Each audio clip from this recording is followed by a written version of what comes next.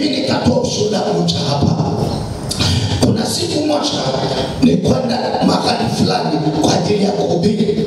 Nilipofika pale mahali tulikuwa tunahubiri habari ya kufunguliwa. Sasa tumetoka ibada tunaelekea ofisini, akawepo mama mmoja wa kawaida sana. Akawa anasema, mtumishi, naweza kuzungumza na wewe? Nikamwambia why not, karibu. Tukaingia ofisini. Tulipokaa ofisini akaongea na mimi juu ya nyumba yake aliyojenga ya ghorofa 2, lakini kila anapokaa, yani akiingia chumbani anaweza akawa amelala, anakuta nyoka karibu wa mita 2 yupo anapita, anamua.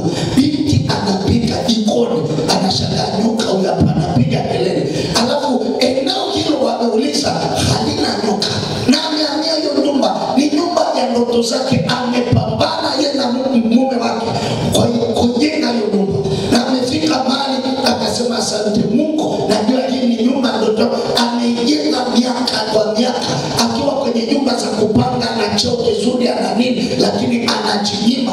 Anasema kama ni kuishi hapa ni bora hii nyumba nimpangishe mtu afanye hata hospitali, nirudi nikapange. Mtu mwenye heshima yake, mtu mwenye elimu yake anaikimbia nyumba. Akaniambia, unaweza kuomba kwa ajili ya hii hali, kwa sababu hawa nyoka kila tukiwaoa, hata ukitupa hapo kunguru wafanye nini, hachukui.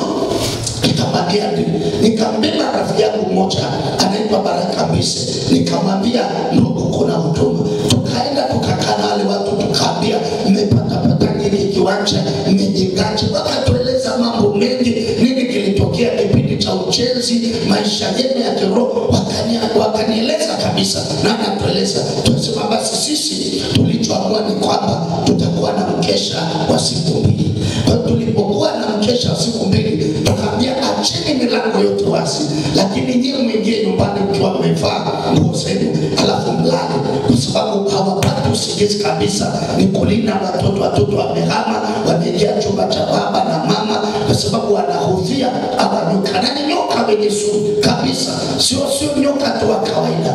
Wapendwa, natamani nikwambie kitu cha namna hii. Kama mtumishi wa Mungu, tulikuwa tunakesha, tunapanda ghorofa ya kwanza, ya pili, tunashuka usiku kucha. Rafiki yangu akiwa chuo anashuka, mimi napanda. Tunaingia chumba kwa chumba, tunaomba toba, tunaomba rehema. Tumekuja tukakemea, tukaanza kuomba kibali, tukawapatanisha wale watu na lile eneo. Kuna watu wakikaa kwenye eneo, watu wanawakataa mapema. Kuna watu wakishaona mafanikio, watu wanaanza kushughulika nawe mapema. Ninakuombea kibali mbele za Mungu. Sema amen.